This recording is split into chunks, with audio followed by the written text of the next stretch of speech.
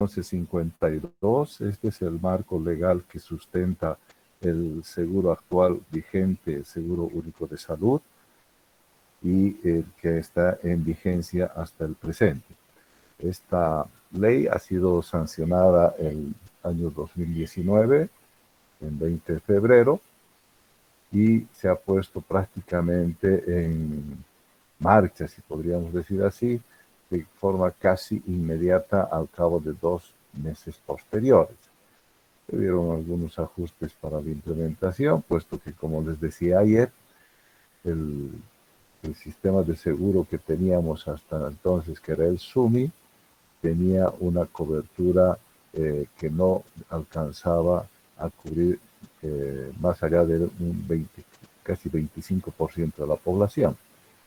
Y con este nuevo seguro se ha ampliado 50% más de población. O sea, si hablamos de un 100% de la población, 25% estaba cubierta o está cubierta por seguro de corto plazo, 25% estaba cubierta por el SUMI, y ese SUMI creció hasta ser un 75% en este SUS. Entonces, los ajustes que se tuvieron que realizar, digamos, para su funcionamiento fueron un poco en esos meses, que no significaron mayor inversión para el Estado, puesto que no se contrató más personal, ni se aumentó infraestructura, y es por lo tanto que ustedes han debido ver que en el transcurso de los meses que siguieron a su implementación, hubieron una serie de cuellos de botella que perjudicaban o molestaban a los beneficiarios del seguro. Bien, con ese preámbulo comenzamos a hablar del seguro. El seguro actual tiene una serie de principios que hablan de eficacia. La eficacia se refiere a la satisfacción del cliente, si ustedes quieren, en este caso el paciente, la familia o la comunidad. Habla de equidad, en el sentido de eliminar desigualdades, y la equidad en base a las capacidades y necesidades instaladas, capacidades instaladas y necesidades sentidas. Habla de la gratuidad, es decir, que se va a realizar las atenciones en el lugar y en el momento de la atención sin pago alguno. Después habla de la integralidad, es decir, que al mismo momento se pueden hacer actividades de promoción o de prevención o curación, y en algunos casos se podría dar el tema de la rehabilitación. Tocan los temas de interculturalidad, que se refiere a la articulación y complementación entre los diferentes tipos de medicina, especialmente la tradicional y la occidental. Habla de interculturalidad, intersectorialidad. En la intersectorialidad habla de la intervención coordinada entre el gobierno y la población organizada, o el Estado, si quieren verlo así, y la población organizada, sobre la forma de actuar para controlar las determinantes económicas y sociales que inciden en salud. La oportunidad de la atención, que se refiere a desarrollar una prestación sin demora y postergación, con el objeto de evitar el daño o disminuir el daño que pudiera tener el paciente si es que se posterga mucho su atención. La preeminencia de las personas. A esto se refiere dar prioridad en base al el bienestar y la dignidad de las personas establecidas en la interpretación de las normas. La progresividad, es decir, que se debe realizar atención, la implementación de la atención de forma gradual y progresiva en los servicios de salud, en la medida en que se vaya complejizando y adquiriendo nuevo personal, nuevo equipamiento y nueva dotación de infraestructura. La solidaridad, que es la mutua cooperación y complementación, con el objeto de llegar a cumplir esa estrategia del vivir bien. La universalidad es otro de los principios que establece esta ley, que en el sentido de que todos los que son beneficiarios del seguro deben tener la misma oportunidad de acceso sin ningún tipo de discriminación.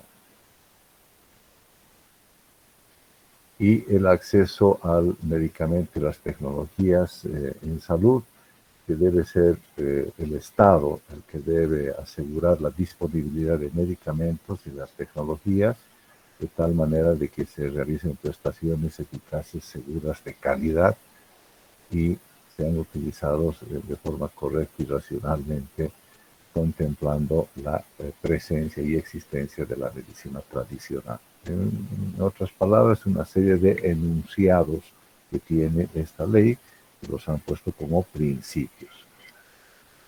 Definiciones. Aquí habla en esta ley del cuarto nivel de atención. Aquí hay que aclarar algo.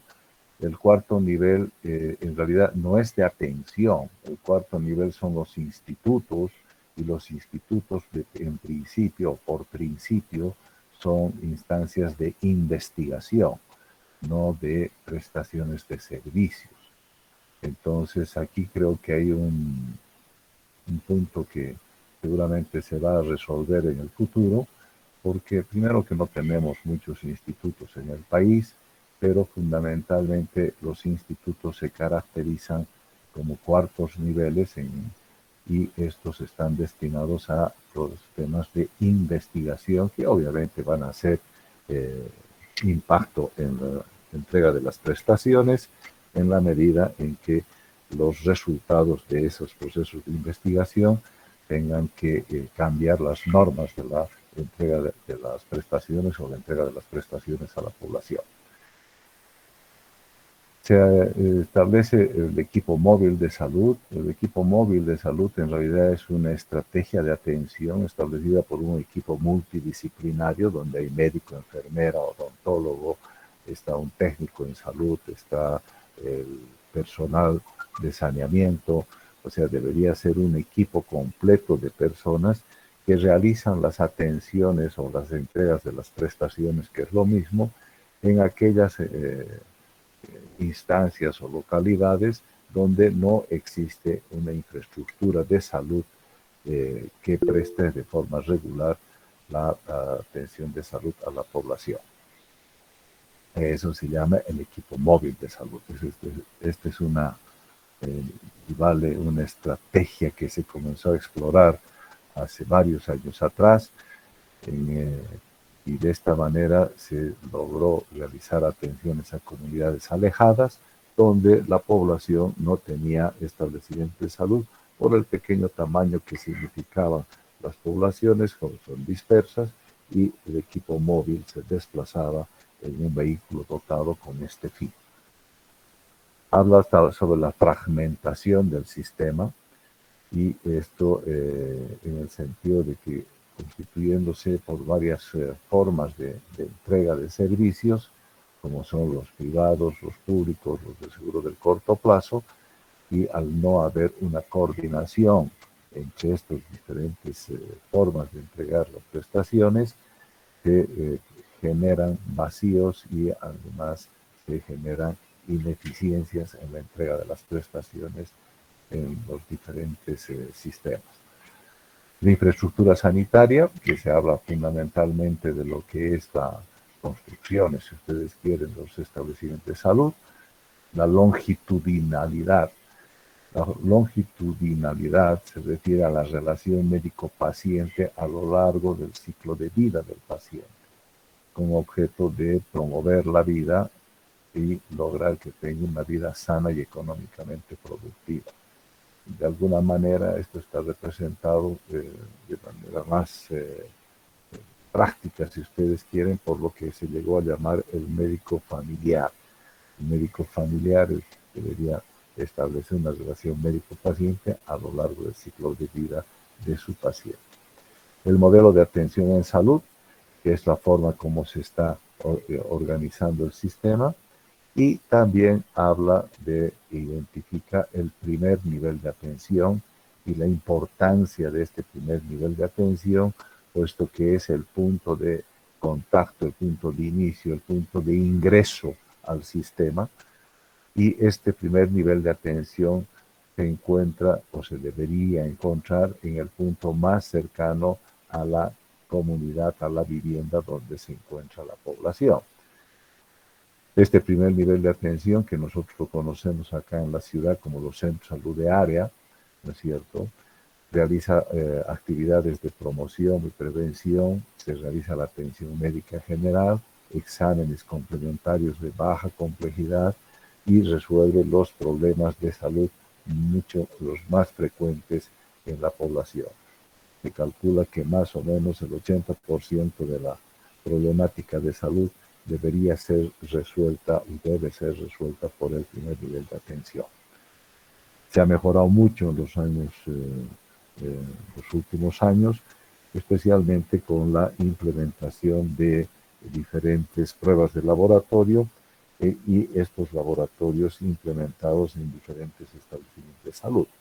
Eso permite al cuerpo médico realizar una serie de estudios y obviamente llegar a hacer un control de las patologías mucho más eficientes de lo que antes se podía hacer sin este apoyo. Se caracteriza el segundo nivel de atención como los hospitales de especialidades básicas. En realidad, las 4 especialidades básicas, como ustedes saben, son las que se refieren a medicina interna, a ginecología obstetricia, pediatría y cirugía general. Aquí hay una quinta especialidad necesaria que exista, que es la de anestesiología, puesto que si no, la parte ginecológica y también parte obstétrica no va a poder ser resuelta sin esta intervención. Y en algunos casos también algunos procedimientos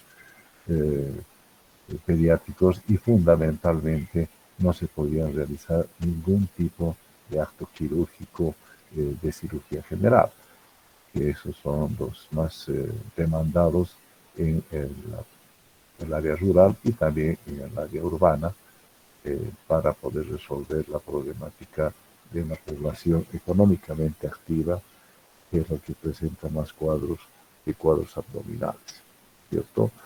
La segmentación en salud, otra vez habla que los diferentes grupos poblacionales que existen, dadas sus condiciones económicas, laborales y de tipo de organización social, tienen acceso diferente a los servicios de salud con diferentes gestores y financiadores, puesto que va a depender de la fuente laboral que tenga y por lo tanto va a conducir a una inequidad en las prestaciones. Eso quiere decir que no todos los que tienen acceso a la salud van a tener la misma calidad de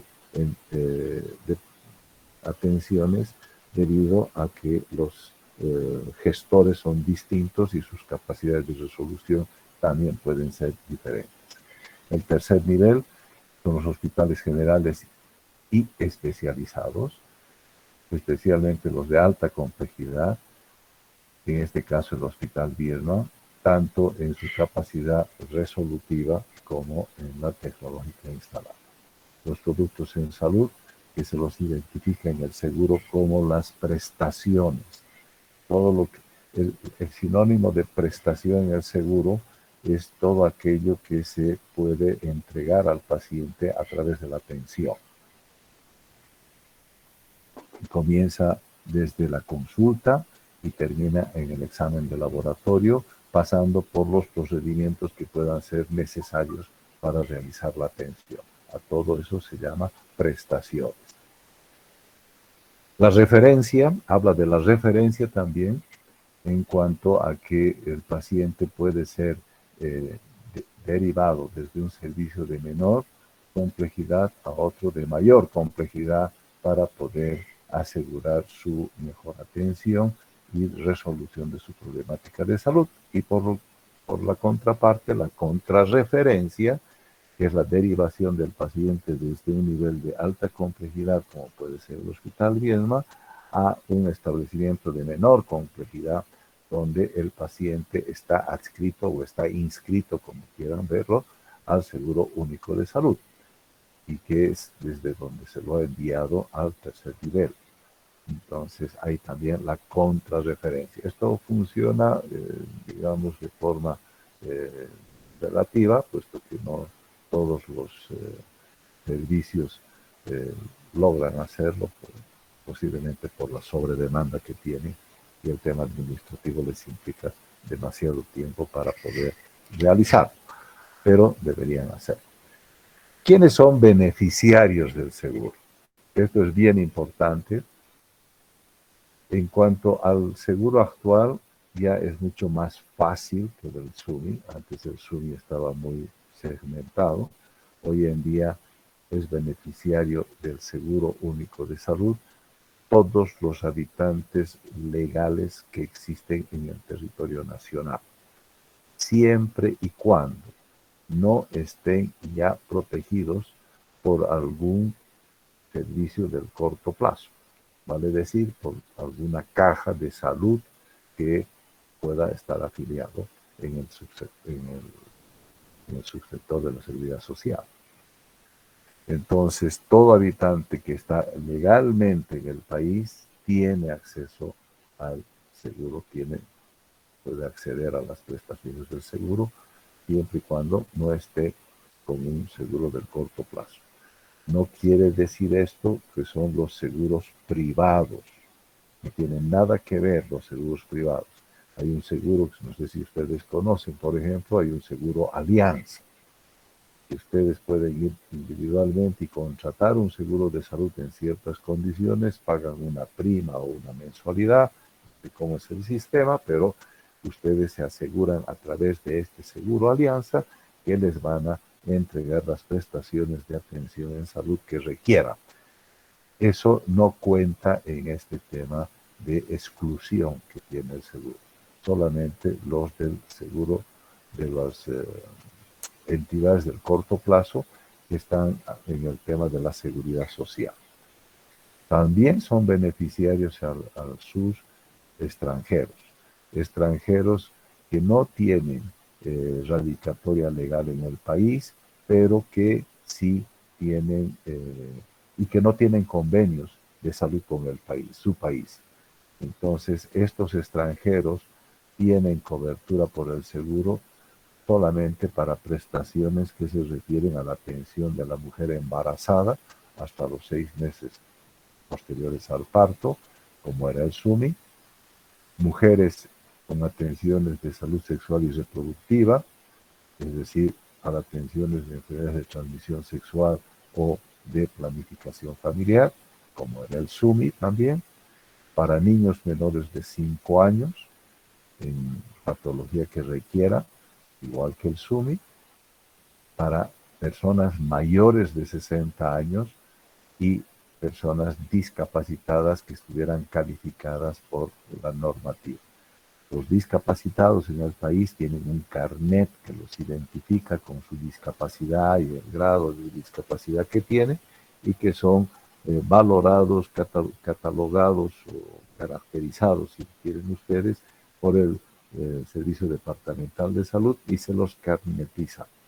Ellos cuando van al servicio a hacer la atención, presentan este carnet que les da acceso a el seguro para las consultas o interconsultas o exámenes que requieran, ¿no? Entonces los extranjeros también son beneficiarios en estas condiciones.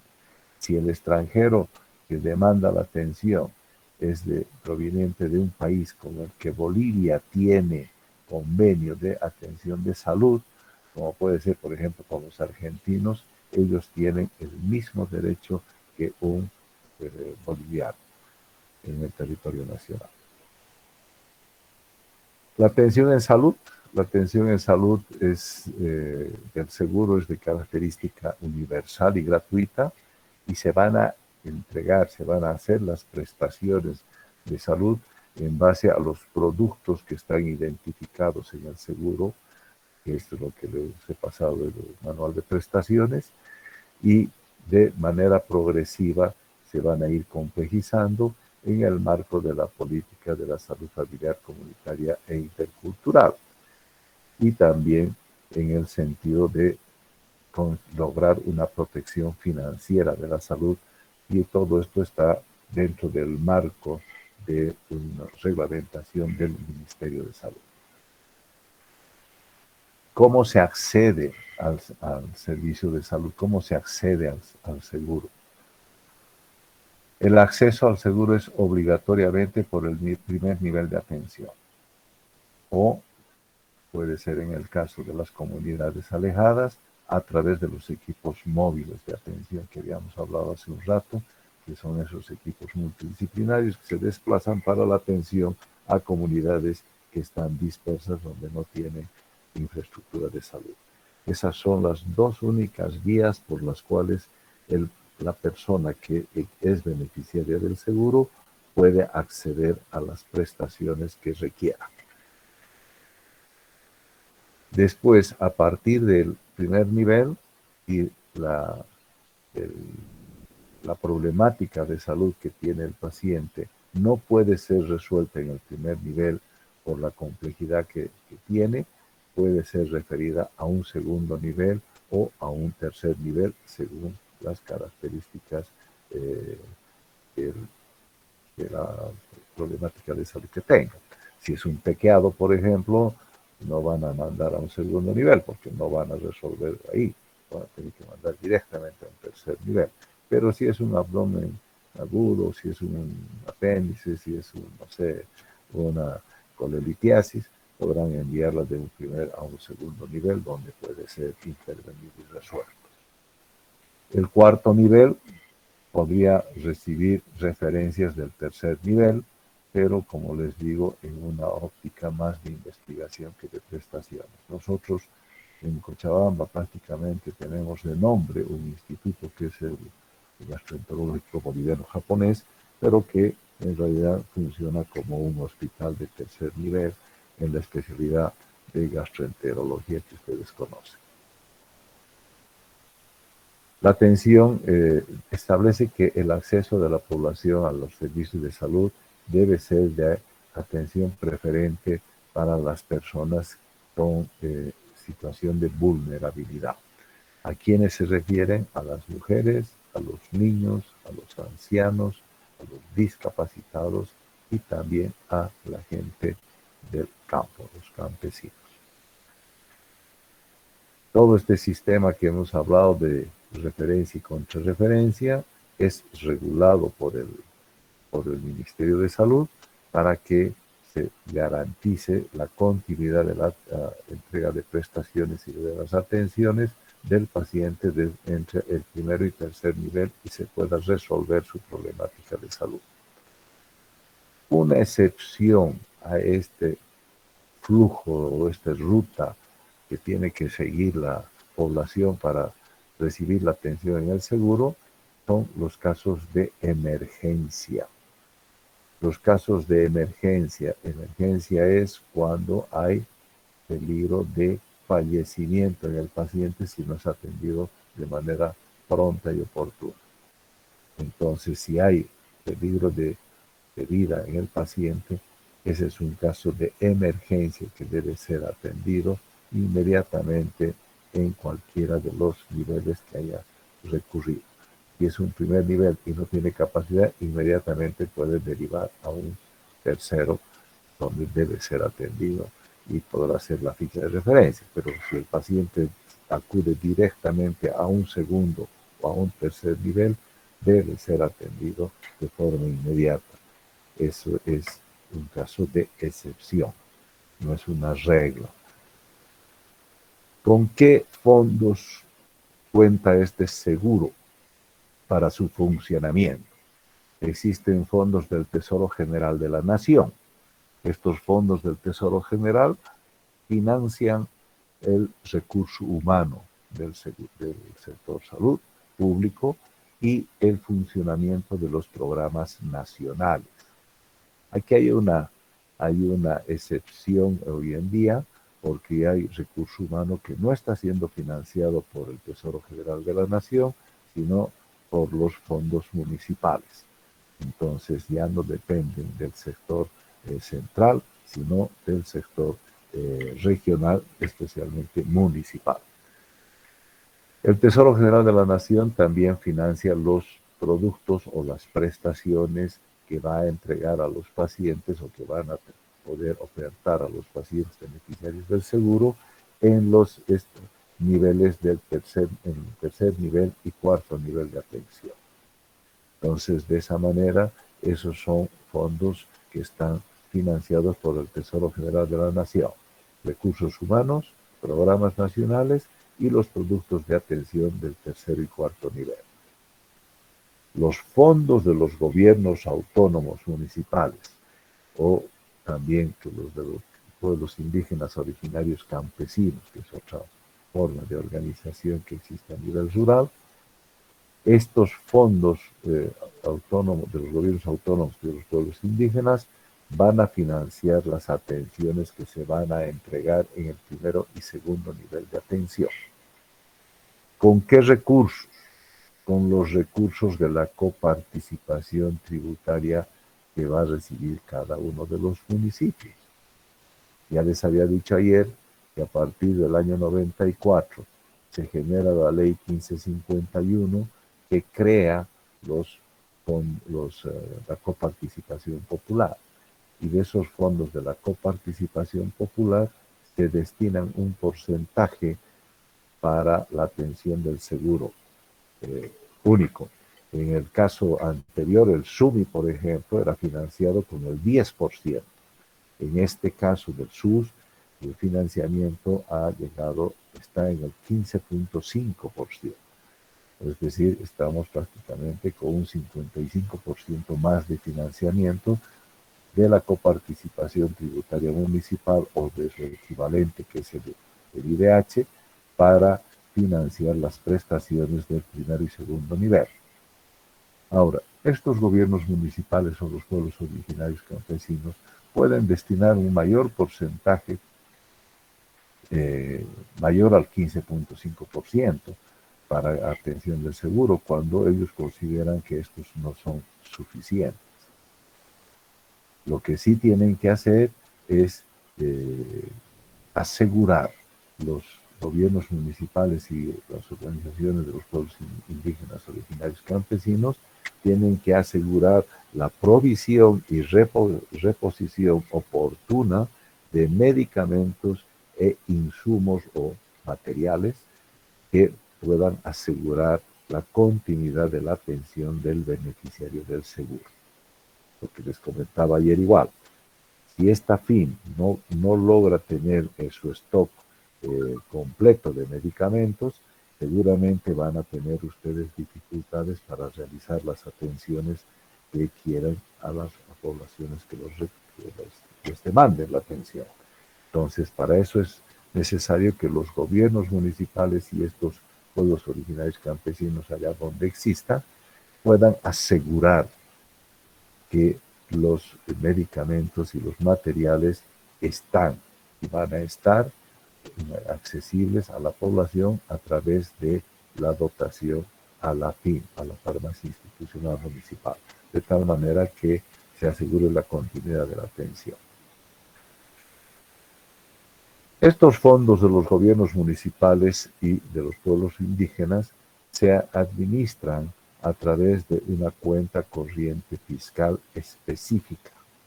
Todos los municipios o los organismos estos de los pueblos indígenas originarios campesinos, si es que tienen en la administración recursos económicos, tienen que tener una cuenta fiscal específica y que se llama cuenta de salud, en este caso de salud universal. En esta cuenta se depositan los fondos de la coparticipación. Los fondos de esta coparticipación, de este 15.5% que acabamos de hablar, son depositados en estas cuentas de forma diaria por parte del Ministerio de Finanzas. Entonces, la cantidad de dinero que se ha presupuestado que tiene que recibir el municipio por la cantidad de población que tiene. En cuanto a la coparticipación, se saca un porcentaje que es el 15.5 y esa cantidad de dinero que debe recibir correspondiente al 15.5% se la prorratea en los 365 días del año. Y cada día el Ministerio de Finanzas deposita en esta cuenta la alicuota correspondiente a ese municipio para que cuente con los fondos necesarios.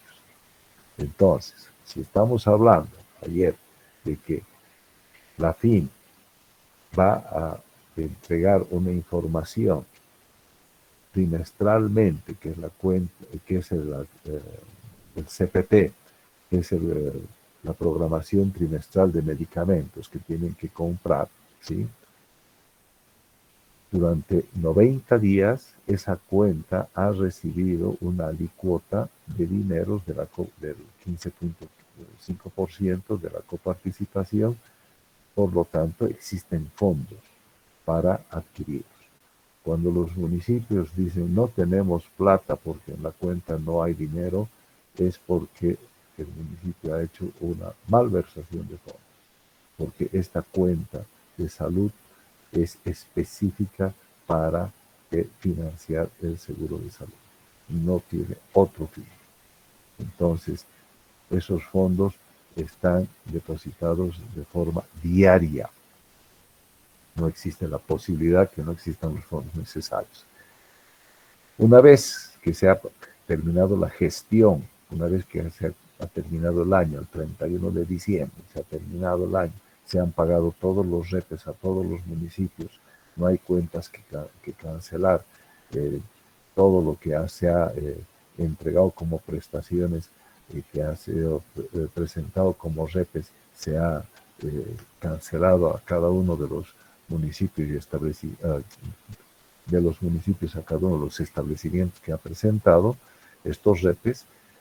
Una vez que han hecho ese saldo de cuentas, si vale el término, han hecho ese arqueo final, si quedan saldos en esta cuenta de salud, esos fondos pueden ser reinvertidos en los establecimientos de salud que han entregado o han realizado la atención del seguro único.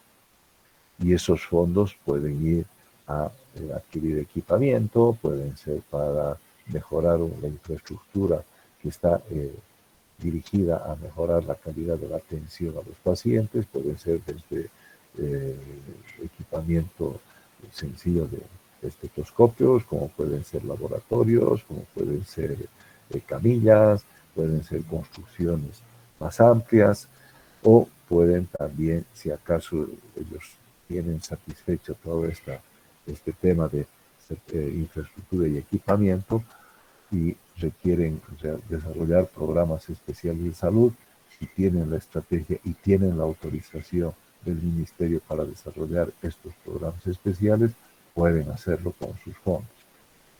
Y si finalmente les sobra plata, pueden contratar recursos humanos de salud con estos saldos. Entonces, hay que tener cuidado porque estas cuentas de salud municipales manejan mucho dinero. Entonces, podría ser que esta contratación de recursos humanos se lleve la gran parte del dinero y no se fortalezcan los establecimientos de salud, sus equipamientos, para mejorar la calidad y la complejidad de las atenciones a los pacientes que las requieran. Los presupuestos para el primer nivel están en base a criterios poblacionales, es decir, qué población se tiene bajo su responsabilidad, qué cobertura de qué tipo se debe dar, en qué tipo de programas y la accesibilidad. La reglamentación mínima la tiene el Ministerio de Salud. Los presupuestos del segundo nivel también están en base a la programación de los servicios que tienen instalados y los productos de salud que ha definido el ministerio que van a ser entregados por este nivel de atención. Cuando ustedes ven manual de prestaciones, se van a fijar que existe en el extremo superior derecho de la lista de prestaciones, cada prestación tiene un recuadro y en el extremo superior derecho tiene 3 números romanos, 1, 2 y 3. Eso se refiere a los niveles de complejidad en los que esa prestación puede ser entregada. Existen prestaciones que pueden ser entregadas en cualquiera de los 3 niveles, pero existen también prestaciones que solamente pueden ser entregadas en segundo y tercer nivel y algunas otras que solo en tercer nivel. Entonces en eso hay que tener un poco de cuidado. Estos fondos para el manejo de estos fondos de gobiernos municipales y de pueblos indígenas originarios, la ley ha establecido un mecanismo de cobros intermunicipales. Esto con el afán de que no se recargue de un municipio a otro los pacientes y por lo tanto los fondos de esos municipios que reciben la referencia sean, digamos, escasos para poder atender a su población. Ese tal vez es uno de los objetivos. Entonces, esto ha generado, en realidad, ha desincentivado las referencias de los municipios. ¿Por qué? Porque estos cobros intermunicipales establece que el municipio que envía a un paciente a otro municipio, ese municipio que realiza la atención de ese paciente que ha sido referido, va a cobrar al municipio que ha enviado los costos para las atenciones siempre y cuando estas prestaciones no, siempre y cuando estas prestaciones podrían haber sido resueltas por ese municipio que ha sido el que envía al paciente. Vale decir, si el municipio de Villatunari envía a un paciente a Cochabamba, al Viedma, a un paciente que tiene un abdomen eh, agudo y resulta siendo un apéndice, este costo de la atención del apéndice va a ser cobrado al municipio de Villatunari porque el municipio de Villatunari tiene un hospital de segundo nivel que debe resolver esa problemática de salud. Y quien hace de supervisor, digamos, de que esto se cumpla es el Ministerio de Economía a través de un mecanismo de débito automático y a través de un informe que va a emanar desde el Ministerio de Salud para que pueda tener el respaldo necesario de que se pueda proceder a esta devolución del dinero. El plazo máximo para solicitar la devolución o el pago de la deuda intermunicipal es el 31 de enero de la siguiente gestión. Es decir, si hemos tenido la prestación el mes de enero o el mes de febrero del 2022, esta prestación se puede pedir el pago hasta enero del 31 de enero del 2023. Bien, el gobierno central va a cancelar, establece la ley que el gobierno central va a cancelar a los municipios aquellos productos de salud de tercer nivel que hayan sido otorgados por establecimientos de segundo nivel. Es un poco la inversa de lo que estábamos hablando ahora. Es decir, que los establecimientos de segundo nivel eventualmente pueden haber resuelto alguna patología que el tercer nivel podía o debería haber resuelto, porque ha tenido la capacidad de resolver o ha tenido la necesidad de resolverla. Entonces, ese de gobierno central se obliga a pagar a los municipios por aquellos productos de segundo nivel, de tercer nivel que han sido resueltos en el segundo nivel. Eso lo reglamenta también el ministerio. El municipio, por otro lado, debe pagar los productos de salud que han sido otorgados en el tercer nivel y que no justificaban ser referidos al tercer nivel, sino que deberían haber sido resueltos por el segundo nivel. Es el apéndice que hablábamos. El apéndice de Villatunari, que es referido al Viedma. El Viedma va a operar, va a resolver el problema, pero esa es una patología que debería haber sido resuelta por Villa Tunari y por lo tanto debería haber sido cancelada o pagada por el municipio de Villa Tunari. Entonces, el municipio de Cochabamba le va a facturar, si vale el término, al municipio de Villa Tunari para que cancele. Financiamiento de prestaciones extraordinarias. Podrían los municipios y los organismos de pueblos originarios podrán destinar recursos que son provenientes de impuestos o de sus propios recursos que generan los municipios para financiar prestaciones que son extraordinarias o programas especiales que ellos hayan identificado que eran necesarios o que querían realizarlos en su espacio territorial y que han cumplido la coordinación previa con el Ministerio de Salud para que se los autorice. Y para financiar esas prestaciones extraordinarias tienen que destinar recursos adicionales de sus propias fuentes de financiamiento que tienen y que generan en los municipios. La ley habla sobre un sistema único de información. Es un sistema que se está tratando de implementar, está en proceso, de tal manera de que se centralice la información a nivel de todas las instituciones del sector salud, de los diferentes niveles de gestión, para que pueda administrarse mejor todo el sistema de salud a través del ministerio. Esta es una buena idea, pero que hasta ahora todavía está en su proceso, y esto nos lleva a que muchos pacientes, especialmente el paciente tuberculoso, el paciente crónico y que va migrando de servicio en servicio, pueda ser captado correctamente y no siga como hasta ahora está sucediendo, que va a diferentes servicios y aparece como paciente nuevo, cuando ese paciente ya había sido un paciente captado por otro servicio en otro establecimiento y además en otra ciudad o en otro municipio. Entonces, esta centralización de la información permitiría ese seguimiento y obviamente la mejor atención de los pacientes y tal vez menos problemas de resistencia, en este caso específico. Para poder funcionar o establecer este servicio, este sistema único de información, la ley obliga que todas las entidades deben proporcionar la información en formato digital que permita operar y de forma oportuna establecer el funcionamiento del sistema único de información en salud y tecnologías.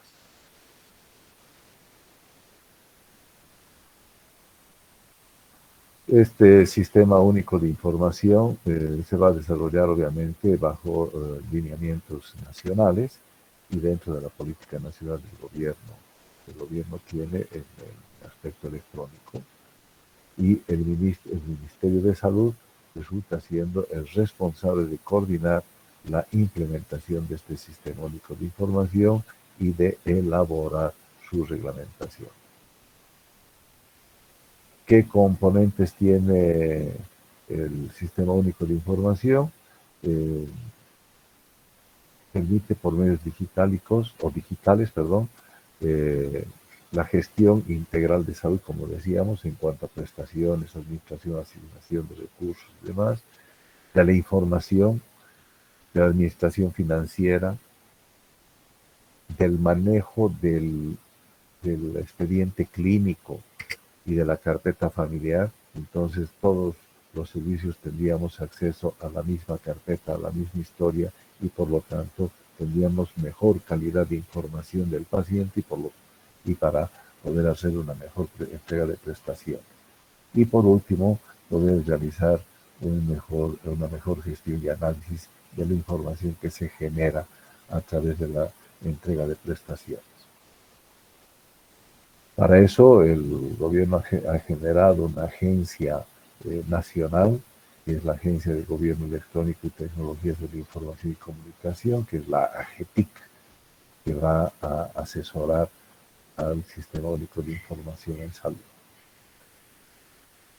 El Ministerio de Salud en disposiciones adicionales, habla que el Ministerio de Salud debe hacer el seguimiento de la ejecución física y financiera de los recursos destinados por la ley. Estamos hablando del 15.5% de la coparticipación a los municipios, o si acaso hay una implementación de programas especiales o particulares en algún municipio, debe hacer el seguimiento de esa ejecución física y financiera y además la asignación de recursos de donde han venido a cada uno de esos municipios. Por otro lado, el Ministerio debería facilitar con la aduana y con el Ministerio de Economía los procedimientos legales y administrativos para la importación tanto de medicamentos, materiales y equipos médicos, con objeto de poder mejorar la dotación a los establecimientos y ampliar la complejidad de las prestaciones.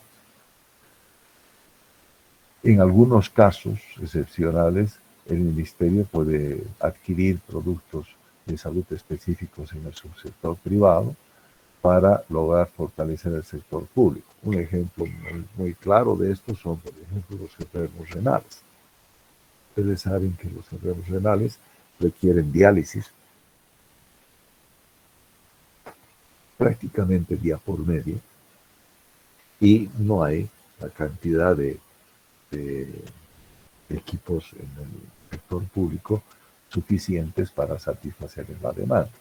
Entonces han hecho convenios con el sector privado, que hay varios centros de hemodiálisis que realizan estas prestaciones y el ministerio, a través de las instancias gubernamentales, departamentales, cancelan los costos de esta atención, que el paciente no tiene que gastar un centavo. Entonces, eso fortalece enormemente el sector público y tiene sus regulaciones, tiene sus reglamentaciones específicas. Durante una época, hasta que se asiente, hasta el año pasado, hasta que se asiente el seguro, el ministerio autorizó a los municipios y a los pueblos originarios campesinos que podían suscribir convenios especiales con profesionales de algunas áreas especiales, de tal manera que se pueda entregar las prestaciones en los establecimientos de salud públicos de su espacio territorial. Y ellos estaban autorizados a poder hacer este tipo de contratos, pero eso ha sido hasta el año pasado.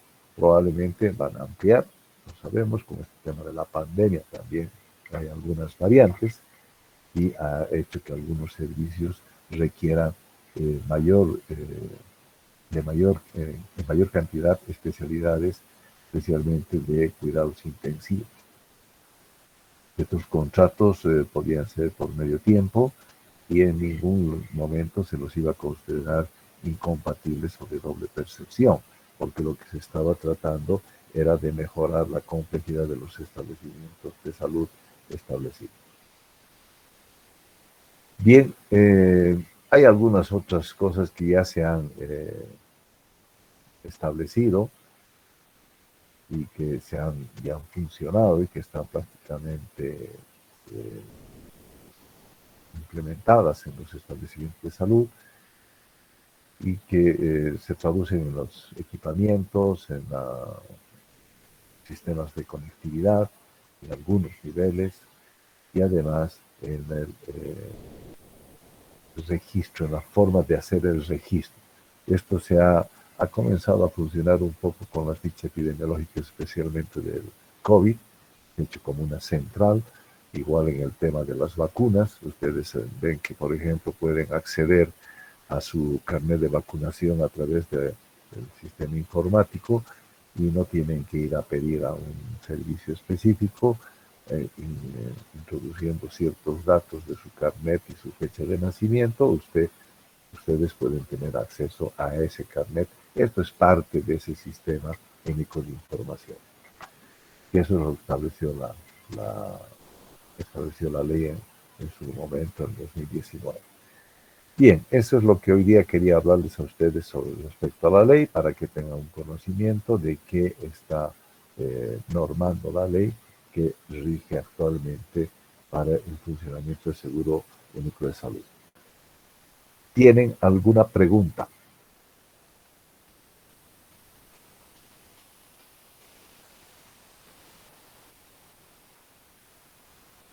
Doctor, buenas noches. Una consulta. Dime. Eh, con las teóricas de ayer y hoy día del SUS, no sé si a mí nomás me pasa, pero me llegó en el Classroom solamente unas 2 hojas nomás de Sí, información de sí, cada parte. No sé sí. si nos puede dar bibliografía aparte, doctor, de dónde podemos conseguir una información Lo, eh, lo que es más más correcta fácil, del SUS. llegas a la ley 1152, está en la Gaceta y la imprimes. En la Gaceta tú vas a tener la ley 1152, que salió emitida el 2019. Ahí tienes en extenso la ley. Lo que yo he hecho es sacar y resumir para pasárselas a ustedes. No hay más bibliografía, diríamos así, de la ley, es una sola ley la que está. Ahora hay una serie de, ¿cómo se puede decir?, de circulares que salen, que son más que nada de funcionamiento o de adecuación al momento, para que eventualmente se subsanen algunas etapas que puedan tener eh, dificultades de comprenderse, pero más no. La ley 1152 es el marco de referencia más importante que tiene. Y eso puedes accederlo directamente, como te digo, a la Gaceta Médica. ¿De acuerdo? Sí, está bien, doctor. Ya. Gracias. ¿Alguna otra pregunta más tienen?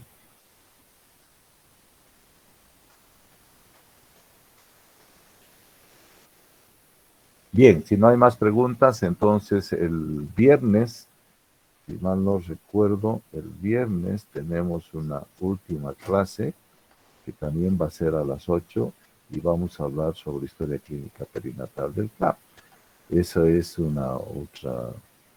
otro documento público, llamémoslo así, normativo, y se lo puede acceder también por vía internet.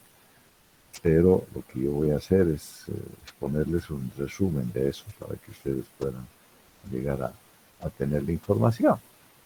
¿Ya? No sé si tienen alguna otra duda.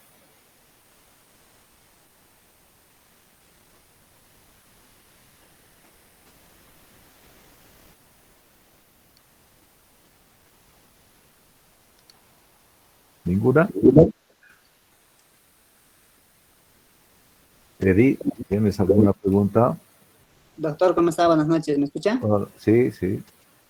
Bien. Eh, Me gustaría que, bueno, la transición que ha mencionado con esta nueva ley, ¿cuánto ha beneficiado a la población? En algunos casos, por ejemplo, cuando usted mencionaba de las referencias y demás, por ejemplo, en mi caso particular, un familiar tuvo un accidente y fue llevado al hospital Viedma, pero sin embargo no ha sido atendido ahí debido a que no tenía la referencia de un hospital de primero o segundo nivel. Y la normativa menciona que pues en casos de emergencia debería ser atendido. Sin embargo, eso ha pasado. Eh, pero por lo que menciona, y como usted tiene mucha experiencia en esto, ¿cuánto ha mejorado el sistema de salud con la implementación de esta nueva ley? A ver. La pregunta tiene dos puntas acá. Una a través de la visión paciente y otra a través de la visión médico, digamos. Si nosotros vemos a partir de la visión paciente, en algunos casos la mejora es 100%. Me explico. Si tú eres una persona que tienes 20 años, con el anterior sistema no tenías acceso a nada, ni a una tableta de paracetamol. porque no te cubría. Estaba centrada la atención en madre, niño, adulto mayor. Lo que ha hecho este seguro es ampliar el grupo poblacional a todos. Entonces ya no hay el límite de menores de 5 años. Ahora, todas las personas, desde los 5 hasta los 100 años, si tú quieres, tienen acceso a la salud. Antes solamente era para las mujeres embarazadas, podían tener atención de salud durante el periodo del embarazo y el puerperio, y después de eso podían tener atenciones hasta los 45 años, cuando estaban en la etapa de edad fértil, para prestaciones que iban a enfermedades de transmisión sexual, prevención del cáncer cervicuterino, métodos de planificación familiar.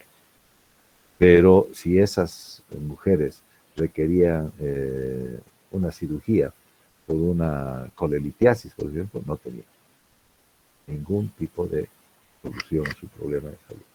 Entonces, en esos casos, la mejora es, si tú quieres, 100%, porque de 0 a nada. O sea, de nada a 100% para resolver el problema, ¿sí? Ahora, ¿qué ha pasado con los menores de 5 años? Siguen teniendo nomás. No, de eso no ha habido mayor diferencia. En las mujeres embarazadas se sigue atendiendo igual. Tal vez una que otra prestación haya que ha aumentado, no es tampoco muy significativa. Los más importantes ya estaban, los determinantes ya estaban identificados en el SUNY. Y en el adulto mayor, sí, eran similares.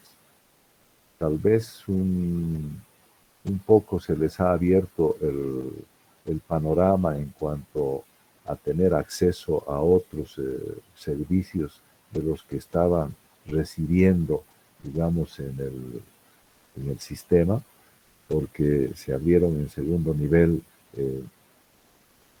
ecografías, o se abrieron radiografías y demás, que antes estaban todos centralizados en el diezmo. Ahora, si vemos de la parte médica,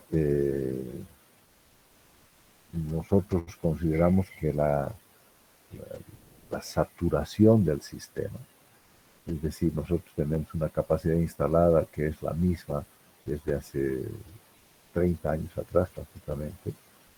No ha aumentado la capacidad de infraestructura. La capacidad de personal es coyuntural, crece hoy día porque hay contratos y terminan los contratos y cae, que es lo que ha pasado al fin de año, ¿no es cierto? En diciembre se terminaron los contratos que hicieron los municipios para la atención del COVID. Entonces había bastante personal, y hospitales como el Hospital Norte, por ejemplo, contaban con varias especialidades. Había traumato, cardio, neuro, qué sé yo. Pero terminan los contratos y resulta que estas especialidades desaparecen. Entonces, coyunturalmente funcionaba bien el hospital, una maravilla, pero hasta que terminaron el contrato y mientras no renovaron el contrato, se cayó el sistema. Entonces, eso da a entender que el sistema está sumamente débil.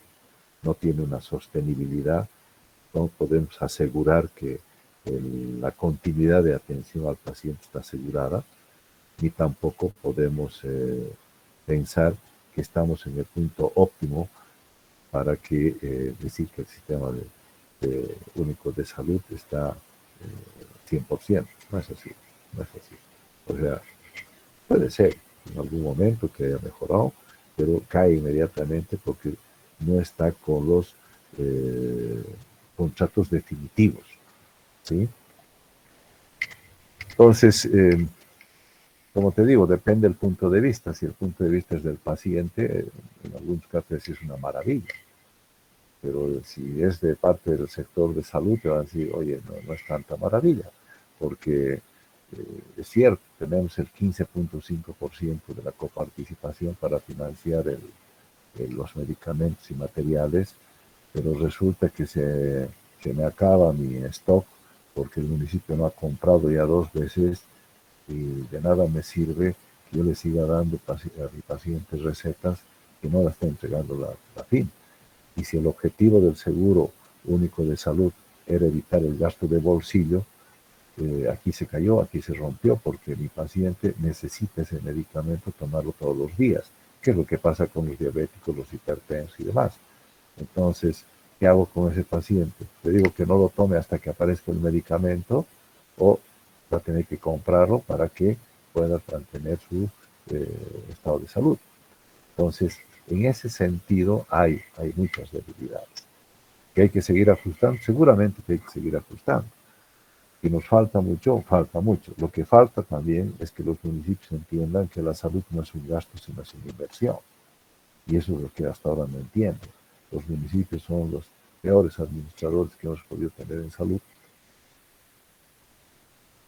con raras excepciones, pero en general los municipios son reacios a seguir gastando o a gastar el dinero que reciben para salud en los compra de medicamentos y demás. Esa es mi respuesta, Eric. No sé si te la respondí. Está bien, doctor. Muchísimas gracias. Ya. ¿Tienen alguna otra pregunta más? Si no hubiera ninguna pregunta, quedamos para el viernes a las 7, por favor, con la historia clínica perimetral del CLAP. ¿Ya? Yo les agradezco, tengo que entrar en práctica ahorita. Les agradezco enormemente y que los veo el viernes a las 9, a las 7 de la noche. ¿Ya? Hasta luego, gracias.